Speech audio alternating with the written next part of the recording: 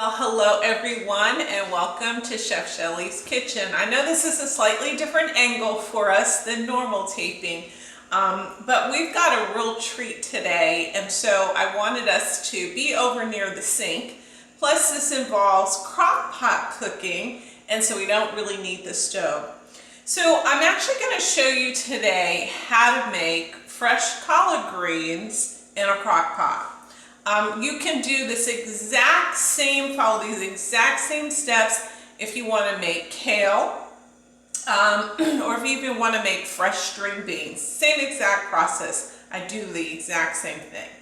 My collards and kale have been known to be quite delicious, if I might say so myself. I have a really dear friend, Marta, and it doesn't matter what occasion. We could be having a dessert party or a barbecue, and she still wants to know, will there be collards or kale? So I'm going to take that as a compliment. Not every event can have collards and kales, but certainly. And as many of you know from my Facebook page, I actually even grow these in my backyard, so very near and dear to my heart. So let me talk just a little bit about some of the benefits to collard greens. The beautiful thing about collard greens, this is true of kale, broccoli, high in vitamin C, great source of fiber. So when you even think about fiber, combating diseases and conditions like hemorrhoids or colon cancer, I mean, these are all great things that help to combat that. So it also is a great source of protein. Now, the beautiful thing, it has all these wonderful nutrients, and it's low in calories and low in fat. So you really can't beat all the nutrients. And it also helps to lower the bad cholesterol, your LDLs. So what I do is I usually buy a large bunch, and I might have a little bit too much for my crock pot, and that's okay because I've got a freezer bag. You all know I freeze some of everything. And so what you're going to want to do is actually cut it up very nicely. And what I've done is I've actually already started here. I've cut them up. I wanted you to kind of see just, the size that you're looking at for cutting them, and just very simple. I mean, you're just taking them.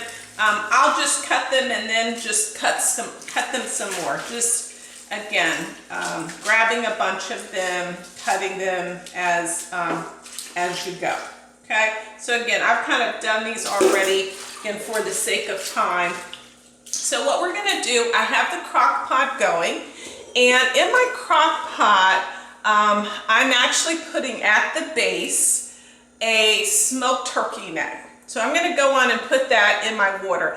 And what you want to do is, water is very key in terms of how this turns out, because it may not taste very well if it has too much water. And in the crock pot, the nice thing is you don't have to put a lot because it's going to steam. Plus you're going to get some just from lifting the collards out of the sink into the crock pot. So I put about 3 cups of water in the base of my crock pot, and I have really kind of like a medium size, not a really large one. So you put the meat in, and then what we're going to do is we're just going to, I've washed these. You need to get all the grainy stuff out. This is actually my 3rd washing of the collards, and you're just going to stuff these collards basically into your crock pot. Just stuff them down in there like so. And I'm going to push them down, because what happens, it may look like it's going to go over the top, and it will at first, but it's going to cook down. So that's one of the misconceptions about collards. They will cook down on you. Again, we have our meat in here. So I've got just a little bit more. And as I said, you want to clean these very well. They are, out with the animals and the dirt. So you don't want any gritty kinds of things left on them. They do, some of the stores now will have them pre-cut for you, so you can buy them that way. I personally don't like buying them that way because they usually put too many stems in there. So that's not something that I it's as though you're paying for the stems, because they are selling it by the pound. All right, so as you can see, I'm pretty much at capacity. What we're gonna do now, I'm just gonna rinse my hands here just for a moment. And let's grab a paper towel very quickly. And this might be considered my little secret weapon, I guess. I always use a little bit of canola oil. And again, I prefer canola oil over vegetable oil. You can measure it out if you want, but it's basically about a teaspoon. I just pour about a teaspoon of oil right on the top. And then, believe it or not, I don't add my seasoning until it's cooked down some. There's something about the crock pot and its absorption of salt. So what I'm going to do, and we'll come back, we'll do kind of once it's almost done, so I want you to see the texture of it. What you're going to do is basically take it here. You can go in and put your pepper on it. That's going to stay, so that's not a problem. But again, it's really kind of at the top. I'm going to add more. As this goes down, I'm going to add some more. So I'm going to come back, of course, and then I'm going to add my iodized sea salt. Once again, it's back around to taste. And then I like using the wireless chicken powder, so I'll be adding some of that as well. But what we're going to do for now is we're going to go on, and I'm going to put it in the actual crock pot holder, and we're going to put the lid on it, and I have mine set to high. We're going to come back, and I'll leave this on, and this is something that you can do in the morning if you want, and start it as soon as you leave for work. You come home, wow, your collards are done. Again, another thing that you can just freeze and eat on another day. And again, I don't want to hear anything about those that don't like leftovers. It's an amazing, nutritious meal. It does take a long time, but it's so totally delicious. So we're going to pause for now, then we'll come back when it gets to a point where I feel like this is a good time for us to add the salt and the seasoning, so you can take a look at it. And so stay tuned, 1 minute. Okay, so we've had the collards cooking now for many hours, 8 hours on this end, and that means they're going to be good and tender. One thing that I forgot to mention in the very first portion of this is that if you have a chance to, when you buy your collard greens and you clean them, and you can actually put them in a freezer bag and freeze them overnight, there's something about the freezing element that actually softens the collards. So that's another way to make sure you do have tender collards. Again, you wash them, you rinse them, you put them in your freezer bag, freeze them, and then take them out, put them right into the crock pot. Again, I had some really nice tender ones that I bought on yesterday, so it was okay. But that's another reason why they tell you, for example, we grow our collards in our backyard, and you're really not supposed to eat them until after the first frost. So we actually grow them for kind of our big Thanksgiving dinner. All right, so now we're at the point of, I want to take the lid off here because I want you to kind of see the texture of the collards. And we're going to add our seasoning, because I talked to you before, basically salt, pepper, and then, as I mentioned, I like using the chicken powder.